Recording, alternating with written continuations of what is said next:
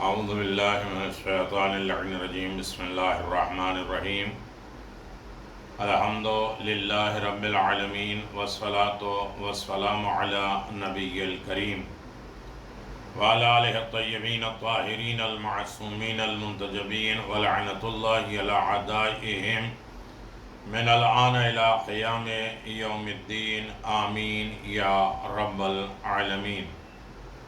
اما بعد، ان اللہ اصطفى زادہ بسطة فی العلم والجسم. صدق اللہ العلی العظیم وصدق رسولہ النبی الکریم. اللہ تبارک و تعالیٰ جسے چنتا ہے اس میں دو چیزوں دیکھتا ہے کہ اس کے پاس علم کتنا ہے، جس میں طاقت کتنی. علم سے وہ شریعت کی حفاظت کرے گا اور جسم سے وہ امت کی حفاظت کرے گا. نمائندے پروردگار کے دو کام ہیں، امت کی حفاظت اور شریعت کی حفاظت. دونوں کے لیے علم اور جسم چاہیے. لیکن جو بھی کرے انسان کسی کے اوپر احسان نہ جتلائے.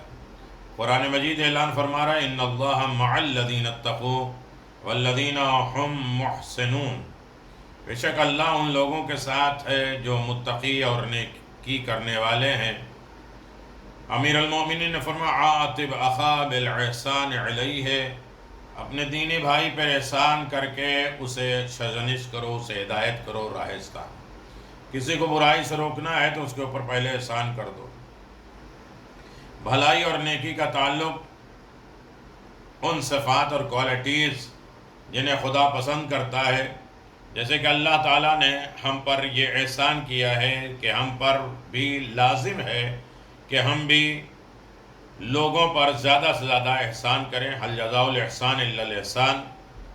اگر کوئی شخص برائی کرے اور اسے ادب سکھانے کے لیے ہمیں چاہیے کہ اس پر احسان کرے. اگر برائی کا بدلہ برائی سے دیا جائے تو اس سے کینہ، بغض، عناد، حسد میں اضافہ ہو جاتا ہے اور دشمنیاں پروان چڑھنے لگتی ہیں.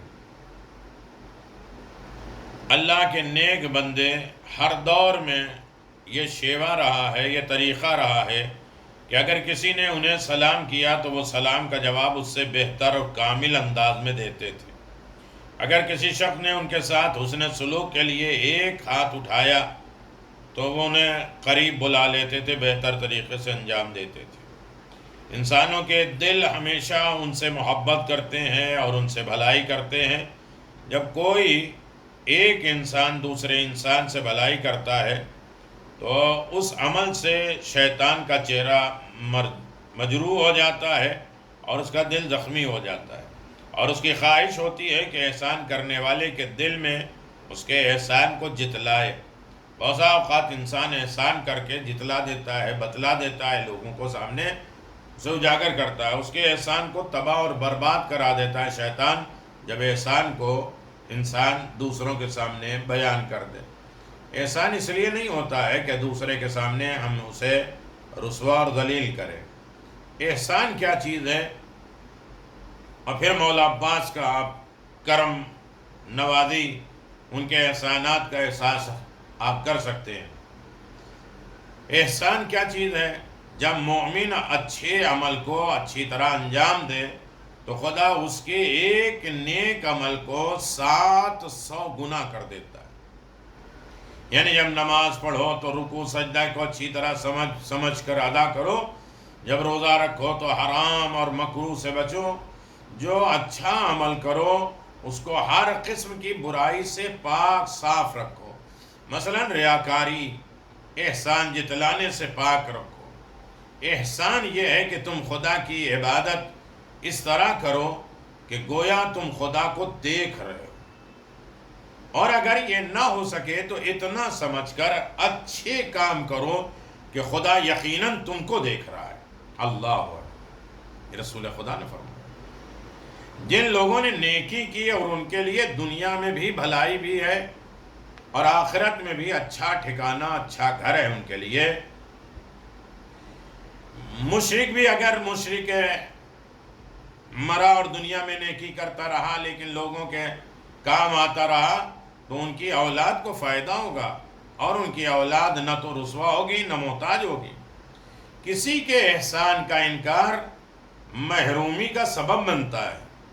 احسان کی تکمیل مکمل ہونا یہ ہے کہ اسے جتلایا نہ جائے، بتلایا نہ جائے، اسے دہرائے نہ جائے، کسی کے سامنے بیان نہ کیا جائے۔ یہ بہت بڑا گناہ ہے، کسی کے ساتھ اچھائی کرنے کے دوسرے کو جتلائے۔ حافظہ میموری کی نعمت سے بڑھ کر بھول جانے کی نعمت ہے۔ انسان نیکی کرے بھول جائے، کیونکہ اگر انسان نہ بھولتا تو ہر مصیبت اسے یاد رہتی۔ یہ اللہ کی بہت بڑی نعمت ہے، امام جعفر صادق نے فرمایا، اور وہ تڑپتا رہتا، اپنے تمام مشکلات کو یاد کرتا رہتا۔ اللہ نے بھول کو پہنایا ہے تو نیکی کر کے بھولو۔ بچپن میں یاد کرنا ایسا ہے جیسے پتھر پہ لکیر ہے، بڑا ہو کر یاد کرنا ایسا ہے جیسے پانی پہ لکیر ہے۔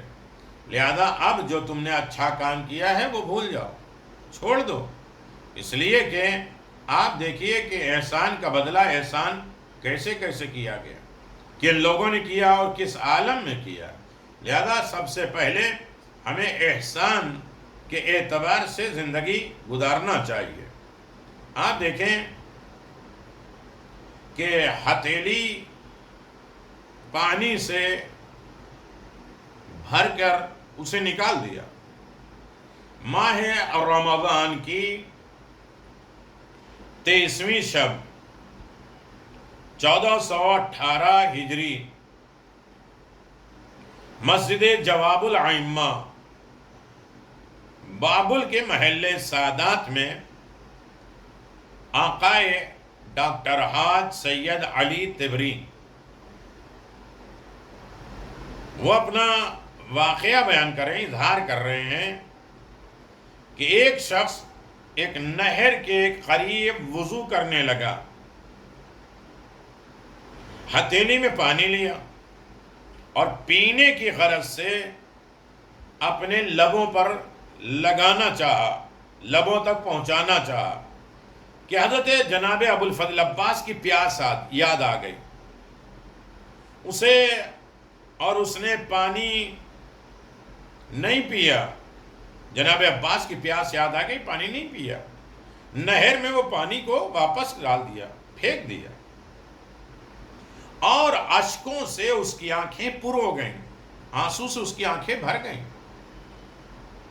اسی رات اس کی بیوی بیمار تھی، خواب میں دیکھتی ہے کہ حضرت ابو الفضل عباس علیہ السلام آئے ہیں اور اسے شفا دیتے ہیں، اس طریقے سے کہ اپنے پیر کو اس زن، اس عورت کے پشت پر ملتے ہیں، کمر سے مس کر دیتے ہیں، اور وہ عورت پوچھتی ہے آیا آپ کے پاس ہاتھ نہیں ہے جو آپ پیر سے مس کر رہے؟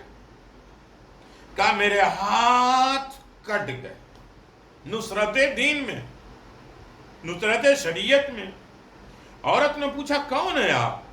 فرمایا تمہارا شوہر جس سے متوسل ہوا، جس سے اس نے توسل کیا، جس کی محبت میں اس نے اپنے لب پہ پانی لگاتے ہوئے اس نے پھینک دیا، نہیں پیا،